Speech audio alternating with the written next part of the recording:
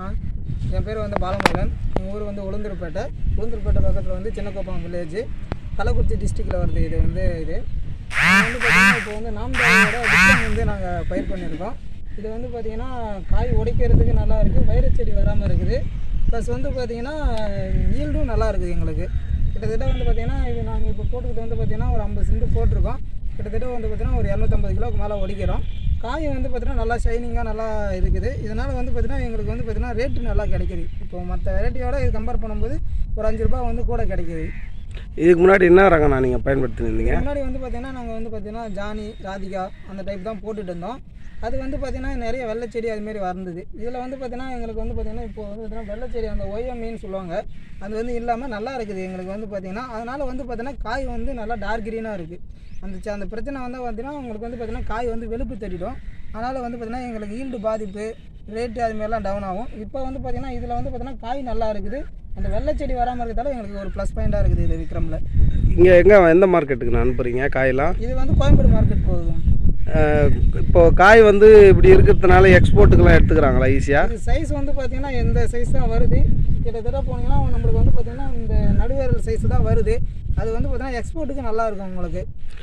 எத்தனை நாள் நான் பறித்து எத்தனை நாள் வரைக்கும் தாங்குது காய்? இது வந்து பார்த்திங்கன்னா கரெக்டாக 45 நாளில் வந்து ஒடிப்பு வருது. ஃபஸ்ட்டு ஒடிப்பு வரும்போது நல்ல ஈல்டு தான் வருது. மற்ற வெரைட்டி கம்பேர் பண்ணும்போது மற்ற வெரைட்டி என்ன ஆகும்னா வந்து ஈல்டு வந்து ஃபஸ்ட்டு ஸ்டார்டிங்லேருந்து கம்மியாக வரும். இது வந்து ஸ்டார்டிங்லேருந்து ஈல்டு நல்லா வருது, ஒடிக்கிறதுக்கு ரொம்ப ஈஸியாக இருக்குது. கிட்டத்தட்ட வந்து பார்த்திங்கன்னா 40 வரைக்கும் மேலே வரும்னு சொல்லியிருக்காங்க. இப்போ நாங்கள் வந்து இது வரைக்கும் பராமரிச்சதில் நல்லா இருக்குது.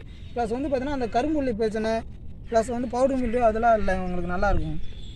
நீங்கள் வந்து இது ஒடிக்கிறதுக்கும் இதுக்கும் ராதிகாவுக்கு என்ன பெரிய வித்தியாசம் தெரியுது? ராதிகா வந்து பார்த்திங்கன்னா ஒடிக்கும் போது அந்த டோப்பாவோட கந்துடும் உங்களுக்கு. இதில் வந்து பார்த்திங்கன்னா நல்லா நைஸாக ஒடியுது, அது வந்து பெரிய ப்ளஸ்ஸாக இருக்குங்க.